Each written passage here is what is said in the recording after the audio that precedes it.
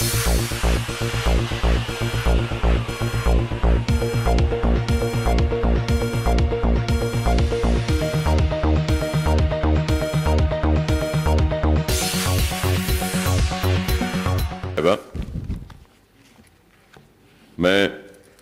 مجلس اتحاد المسلمین کی طرف سے، میری طرف سے، میرے ساتھی اراکین اسمبلی کی طرف سے اور ریاست تلنگانہ کے اقلیتوں کی جانب سے، بالخصوص مسلمان، سکھ، عیسائی، پارسی و دیگر جتنے بھی ہیں مائنورٹیز، ان سب کی طرف سے میں اپنا یہ اخلاقی فریضہ سمجھتا ہوں کہ میں چیف منسٹر صاحب چندر شیکھر راؤ صاحب کا شکریہ ادا کروں.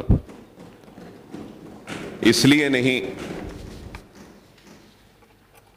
کہ وہ مجلس اتحاد المسلمین کی طرف سے پیش کیے گئے مطالبات کو قبول کیا، اور ایک نہیں، دو نہیں، تین نہیں، میں مسلسل نوٹ کرتا گیا کہ صرف آج جو اعلانات ہوئے وہ قریب 16 اعلانات ریاست کے چیف منسٹر نے کیا.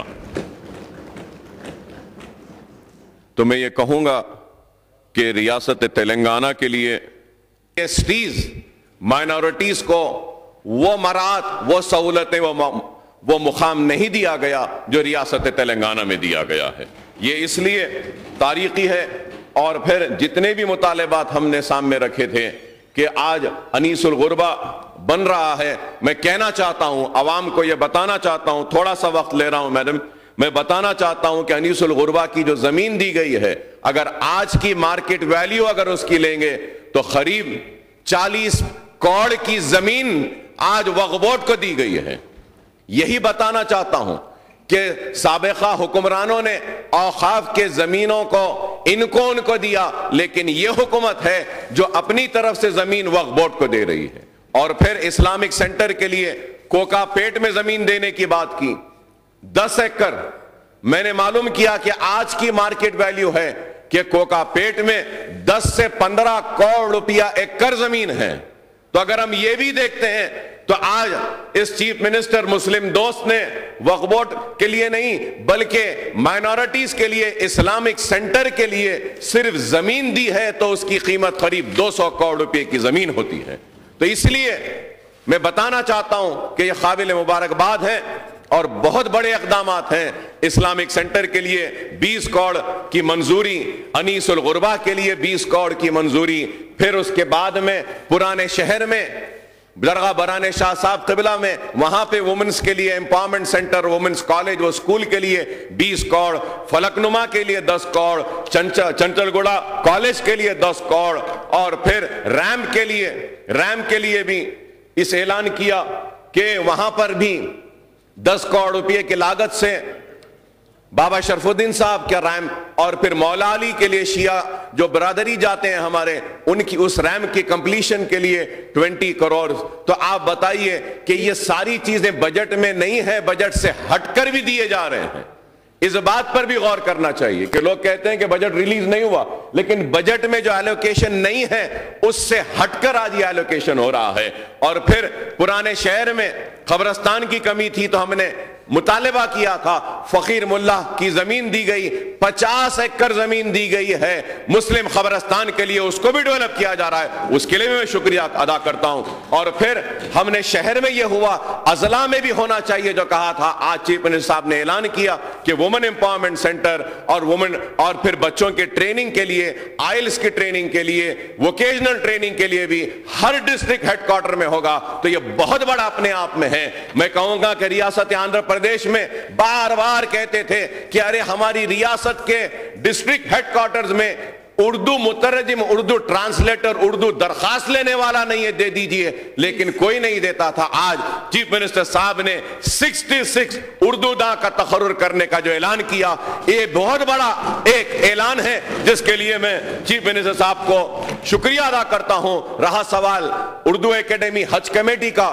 مجلس کی طرف سے ہم نے بار بار چیف منسٹر صاحب سے کہا کہ بہت سے irregularities ہیں اور اردو اکیڈمی کچھ کام کرنا چاہیے. ہم نے اپنے تجاویز دیے, اس لیے اردو اکیڈمی کے چیئرمین کا تشکیل نہیں ہوا. اردو اکیڈمی کو صحیح کر رہے ہیں, ہم سب مل کر صحیح کریں گے. اس کے بعد وہاں پر بھی ہوگا اردو اکیڈمی کے ذریعے اردو کے دوسری سرکاری زبان کا اطلاق ہوگا تو اس کے اوپر بھی غور کیا جائے گا. اور آج تاریخی دن اس لیے ہے کہ ریاست کی دوسری سرکاری زبان اردو ہے, اس کے لیے بھی میں شکریہ ادا کرتا ہوں. مجلس اتحاد المسلمین نے جو بھی مطالبہ رکھا, میں سمجھتا ہوں کہ تاریخ کے پہلے چیف منسٹر ہے کہ وہ ان مطالبات کو نہ صرف عمل کیا, اس کا اعلان کیا, بلکہ 2 سے 4 گھنٹے تک ریویو کیا.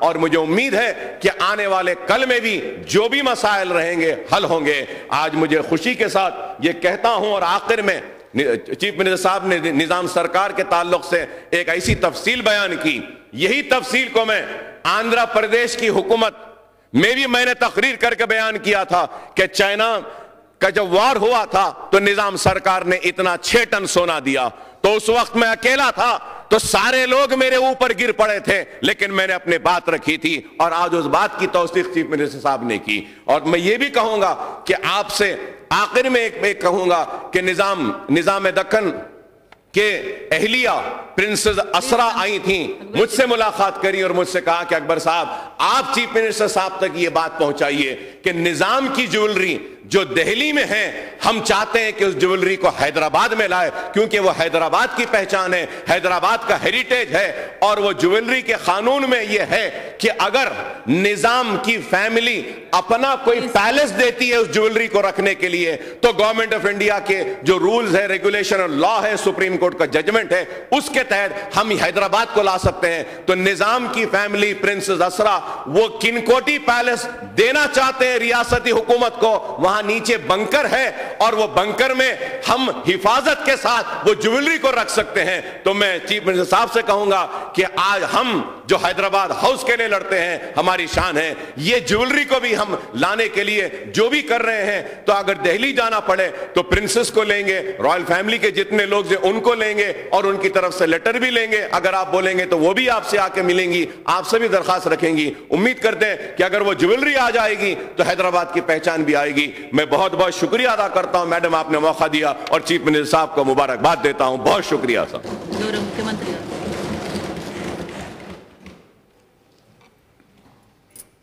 డిప్యూటీ స్పీకర్ మేడం గారు, अकबरुद्दीन ओवैसी गाరికి धन्यवादालु. मैं अकबर साहब का शुक्रिया अदा करता हूँ. और जो बात आपने कहा ये मेरे जहन से छूट गया था, मैं कहना चाह रहा था. मुत्तहिदा आंध्र प्रदेश में नाइंसाफ़ी सिर्फ माइनॉरिटीज़ के साथ ही नहीं, निज़ाम के साथ ही नहीं, हमारे क्राउन प्रिंस जो मुकरम जहाँ बहादुर थे उनके साथ में बड़ा बुरा सलूक किया गया और रूठ के चला गया हिंदुस्तान से. ये बात तारीख बताता है, बड़ा दुख मालूम होता है.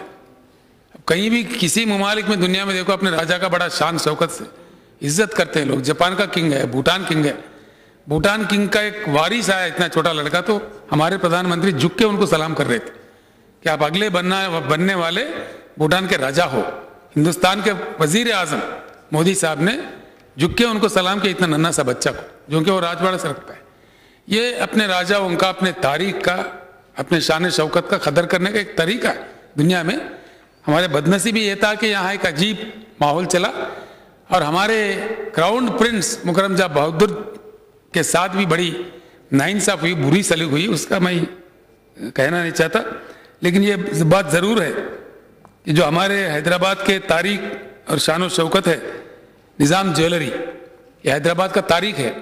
इसका मैं आपको यकीन दिलाता हूँ, भरपूर कोशिश तेलंगाना सरकार उस ज्वेलरी को हैदराबाद लाने का पूरी मन लगा के दिल से काम करेगी.